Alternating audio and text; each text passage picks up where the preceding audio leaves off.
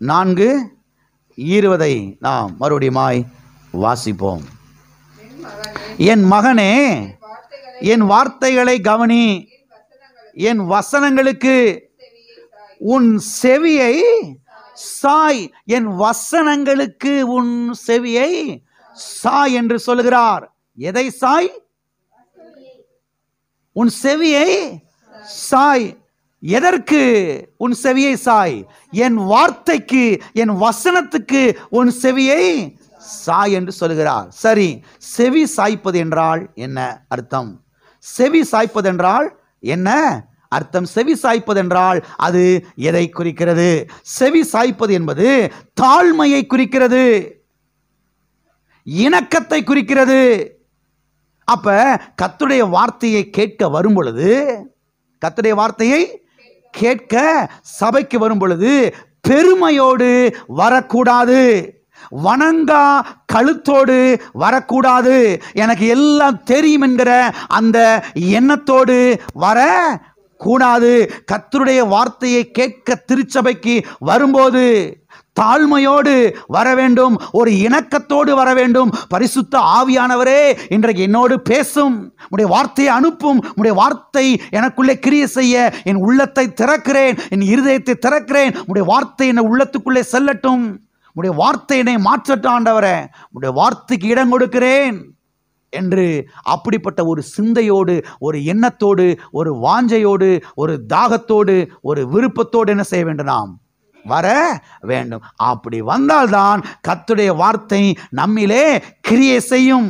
அப்படி வந்தால்தான் கர்த்தருடைய வார்த்தை நம்மிலே சுகத்தை உண்டாக்கும். எல்லாம் இருக்கிறீங்களா? சில ஆட்கள் பாருங்க, பிரசங்கத்தை கேட்டுக்கிட்டு இருக்கும் போதே சுகமாயிருவாங்க. ஏன்னா அவங்க இணக்கத்தோடு கேட்கிறாங்க, கர்த்தருடைய வார்த்தையை உன்னிப்பா கவனிக்கிறாங்க. கர்த்தாவே என்னை சுகமாக்கும், என் உள்ளத்தை திறக்கிறேன் என்கிற அந்த எண்ணத்தோடு அவர்கள் என்ன செய்கிறார்கள்? கேட்கிறார்கள். ஆவியானவரே உடைய வார்த்தையை அனுப்பும், என்னோடு பேசும், இன்றைக்கு உடைய வார்த்தை கேட்க வந்திருக்கிறேன் என்று ஒரு திறந்த உள்ளத்தோடு வந்து என்ன செய்கிறாங்க? கேட்கிறார்கள். அங்கே இருக்கும்போதே சுகத்தை பெற்றுக் கொள்கிறார்கள். சிலர் பாருங்க, வரும்போதே நமக்கு தெரியாததா பைபிள்? நமக்கு தெரியாத பைபிளா? கலாத்தியரா? எங்களுக்கு தெரியும். எபேசியரா? எங்களுக்கு தெரியாத எபேசியரா?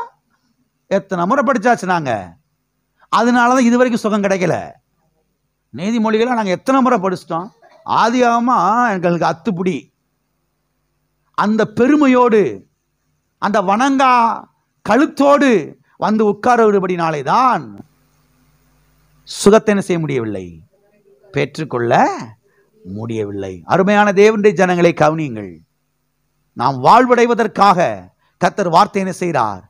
அனுப்புகிறார், வார்த்தையை பொழிகிறார். நாம் நன்றாயிருப்பதற்காக, நாம் சுகமாயிருப்பதற்காக, நாம் வாழ்வடைவதற்காக.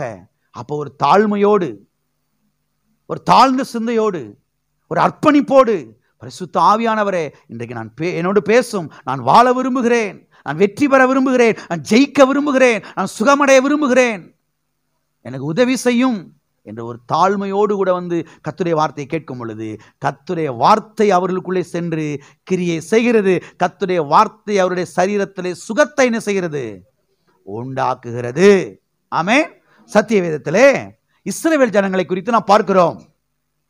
பழைய ஏற்பாட்டிலே பாருங்க, யாத்ராம புஸ்தகத்திலே நாம் பார்க்கிறோம்.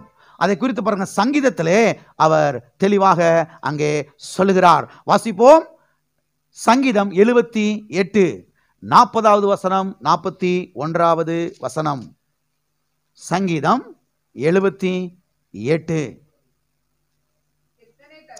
எத்தனை தரமோ வனாந்தரத்திலே அவர்களுக்கு கோபமூட்டி அவாந்தர வெளியிலே அவரை விசனப்படுத்தினார்கள். அவர்கள் திரும்பி தேவனை பரீட்சை பார்த்து இஸ்ரவேலின் பரிசுத்தரை மட்டுப்படுத்தினார்கள். நம்ம ஊர்ல சொல்லுவாங்கல்ல, மட்டம் தட்டினார்கள் அப்படின்னாங்கல்ல. மட்டமா பார்க்கறது, என்னடா மட்டமா பார்க்குறீங்களா? அந்த வேர்டு தான் அது. இஸ்ரவேலின் பரிசுத்தரை என்ன செய்தார்கள்? மட்டுப்படுத்தினார்கள். மட்டுப்படுத்தினார்கள் என்று சொன்னார் லிமிட் பண்றது. என்ன செய்யறது? லிமிட் பண்றது. அருமையானவர்களை கவனியுங்கள். நம்முடைய தேவன் யார் என்று சொன்னால், நம்முடைய தேவன் அளவற்ற தேவன். நம்முடைய தேவன் அளவில்லாத தேவன். நம்முடைய தேவன் எல்கையற்ற தேவனாயிருக்கிறார். அவர் God is God of unlimited God.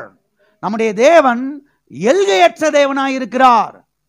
எனவேதான் நம்முடைய தேவனிடத்தில் இருக்கிற எல்லாமே அளவற்றதாக எல்கையற்றதாக இருக்கிறது. ஆசீர்வாதம் அவரிடத்திலே அளவற்றதாக இருக்கிறது. சரீர சுகம் அவரிடத்திலே அளவற்றதாக இருக்கிறது. பலன் அவரிடத்திலே அளவற்றதாக இருக்கிறது. வல்லமை அவரிடத்திலே அளவற்றதாக இருக்கிறது. நன்மைகள் அவரிடத்திலே அளவற்றதாக இருக்கிறது. ஜீவன் அவரிடத்திலே அளவற்றதாக இருக்கிறது. ஐஸ்வர்யம் அவரிடத்திலே அளவற்றதாக இருக்கிறது. இரக்கம் அவரிடத்திலே அளவற்றதாக இருக்கிறது. கிருபை அவரிடத்திலே அளவற்றதாக இருக்கிறது. தயவு அவரிடத்திலே அளவற்றதாக இருக்கிறது. அன்பு அவரிடத்திலே அளவற்றதாய் இருக்கிறது. இவைகள் எல்லாமே நம்முடைய தேவனிடத்திலே அளவற்றதாக இருக்கிறது. அன்லிமிட்டடாக இருக்கிறது. நம்முடைய தேவன் எல்கையற்ற தேவனாய் இருக்கிறார். அது மாத்திரமல்ல, இதை லிமிட் பண்ணுவது யார் என்று சொன்னால், அவற்றை எல்லாமே அளவற்றதாக தான் இருக்குது. சரீர சுகம், ஆசீர்வாதம், ஐஸ்வர்யம் எல்லாமே அளவற்றதாக தான் இருக்குது. இப்ப கவனிக்க வேண்டிய விஷயம் என்னன்னா, இத யார் லிமிட் பண்றானா, இதை யார் மட்டப்படுத்துறாங்க என்று சொன்னால், ஜனங்கள் தான் என்ன செய்கிறார்கள்? இதை லிமிட் பண்றார்கள். ஜனங்கள் தான் இதை என்ன செய்கிறார்கள்? மட்டுப்படுத்துகிறார்கள். எப்படி மட்டுப்படுத்துகிறார்கள் என்று சொன்னால், இங்கே நாம் பார்க்கிறோம், இஸ்ரவேலின் தேவனை அவர்கள் மட்டுப்படுத்தினார்கள். இதுக்கு முந்தின வசனங்களா நீங்க வாசித்தீங்கன்னா திரும்ப திரும்ப சொல்லப்பட்டிருக்கும். கர்த்தரை கோபமூட்டினார்கள், கர்த்தருக்கு எரிச்சலை உண்டாக்கினார்கள், கர்த்தரை கோபப்படுத்தினார்கள். யாரு? இந்த இஸ்ரவேல் மக்கள் கோபப்படுத்துறாங்க. எவனா சொன்னாலும் கேட்க மாட்டேங்கிறான். எவ்வளவு அற்புதங்கள் அடையாளங்களை செஞ்சாலும் அதை விசுவாசிக்க மாட்டேங்கிறான். கர்த்தரை மட்டுப்படுத்துறான், கர்த்தரை கோபமூட்டுறான், கர்த்தருக்கு எரிச்சலை உண்டாக்குறான். அப்ப எப்படி கர்த்தரை அவர்கள் மட்டுப்படுத்துகிறார் என்று சொன்னால், தேவனுக்கு கோபத்தை மூட்டி, தேவனை பரீட்சை பார்த்து, தேவனுக்கு கீழ்ப்படியாமல் போய், தேவனுக்கு செவி கொடுக்காமல் போய் என்ன செய்கிறார்கள்? மட்டுப்படுத்துகிறார்கள். அது மாத்திரமல்ல, எப்பொழுதிலிருந்து நாம் விடுபடுவோம் என்று சொன்னால், அவருடைய வார்த்தைக்கு செவி கொடுக்கும் பொழுது, அவருடைய வார்த்தைக்கு கீழ்ப்படிந்து நடக்கும் பொழுது, நம்முடைய செவியை அவருக்கு சாய்க்கும் போது அவரை நாம் மட்டுப்படுத்தாமல் இருக்கிறோம். அவரை மட்டுப்படுத்தாமல் இருந்தோம் என்று சொன்னால், அவருடைய அளவற்ற ஐஸ்வர்யத்தை நாம் அனுபவிப்போம். ஆமென். எத்தனை பேரு அவருடைய அளவற்ற ஐஸ்வர்யத்தை அனுபவிக்கணும் விருப்பப்படுறீங்க? தட்டு தடுமாறி பஞ்ச பாட்டெல்லாம் பாடி அப்படியே கடங்காரனுக்கு பயந்து உருண்டு பரண்டு அப்படியே பாருங்க பல்ல கடிச்சு வாடுறது தேவனுடைய சித்தம் கிடையவே கிடையாது.